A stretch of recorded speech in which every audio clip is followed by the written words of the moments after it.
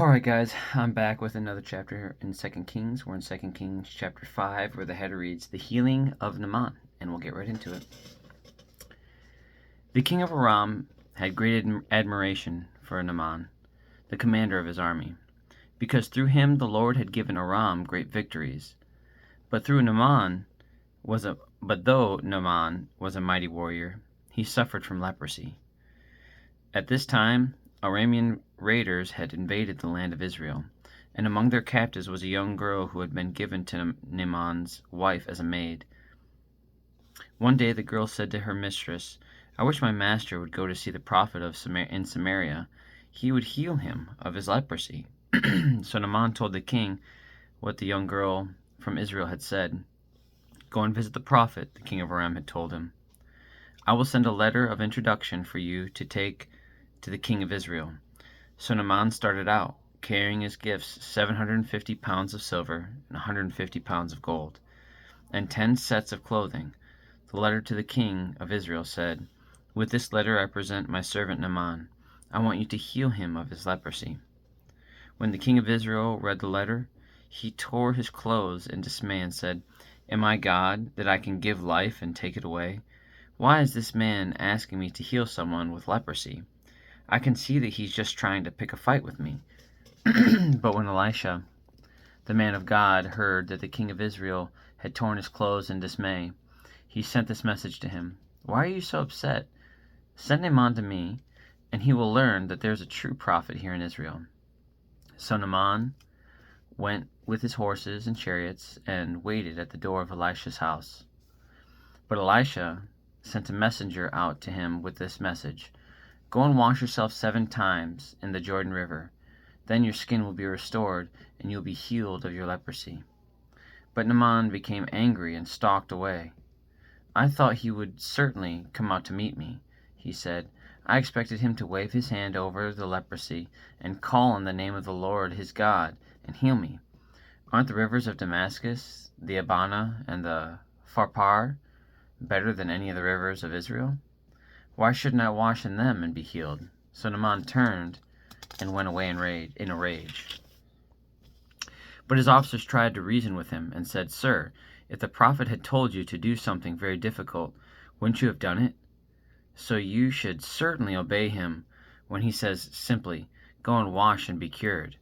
So Naaman went down to the Jordan River and dipped himself 7 times as the man of God had instructed him, and his skin became as healthy as the skin of a young child, and he was healed. Then Naaman and his entire party went back to find the man of God. They stood before him, and Naaman said, "Now I know that there is no God in all the world except in Israel, so please accept a gift from your servant." But Elisha replied, "As surely as the Lord lives, whom I serve, I will not accept any gifts." And though Naaman urged him to take the gift, Elisha refused. Then Naaman said, "All right, but please allow me to load 2 of my mules with earth from this place, and I will take it back home with me. From now on, I will never again offer burnt offerings or sacrifices to any other god except the Lord. However, may the Lord pardon me in this one thing. When my master the king goes into the temple of the god Rimmon to worship there and leans on my arm, may the Lord pardon me when I bow too." "Go in peace," Elisha said. So Naaman started home again. But Gehazi, the servant of Elisha, the man of God, said to himself, "My master should not have let this Aramean get away without accepting any of his gifts. As surely as the Lord lives, I will chase after him and get something from him."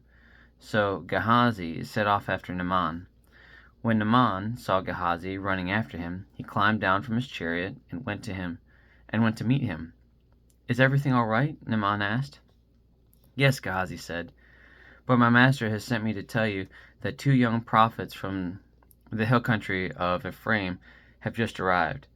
He would like 75 pounds of silver and 2 sets of clothing to give to them." "By all means, take twice as much silver," Naaman insisted.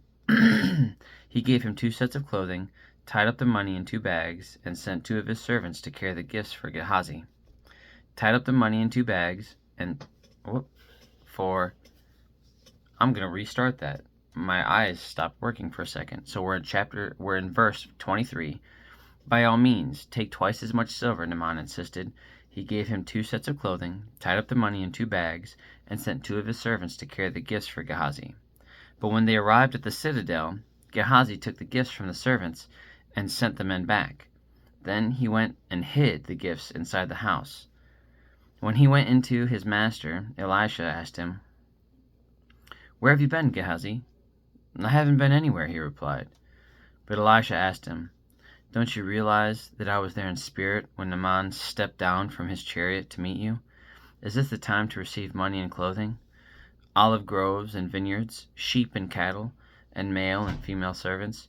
Because you have done this, you and your descendants will suffer from Naaman's leprosy forever."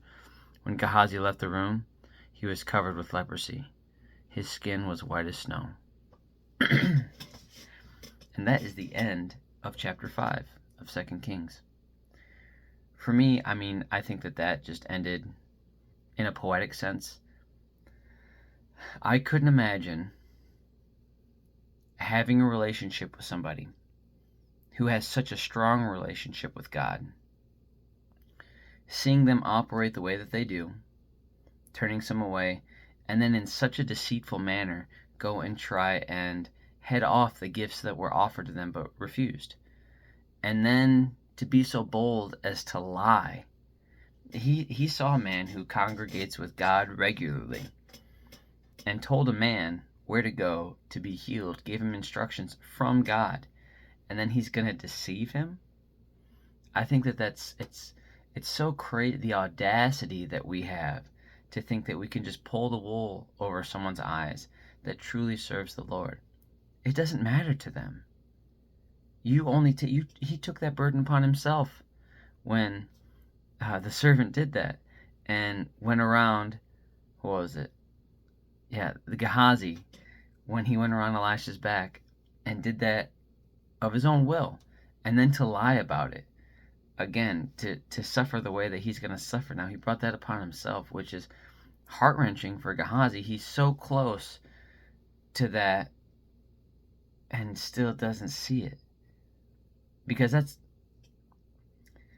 he's such a relational God that proximity is so important, and he was so close to someone that had such a good relationship. You think that would have impacted his heart more, and it didn't. His posture didn't change. He saw that he declined that, and he decided to make those earthly things, that gold, that silver, those clothes, his God, his idol, instead of the other way around, and doesn't realize that you just deceived a man that through God just healed. Someone traveled across nations to come to him, and he has such affluence and influence and authority given to him by God hey, no, just go wash off and it'll be okay.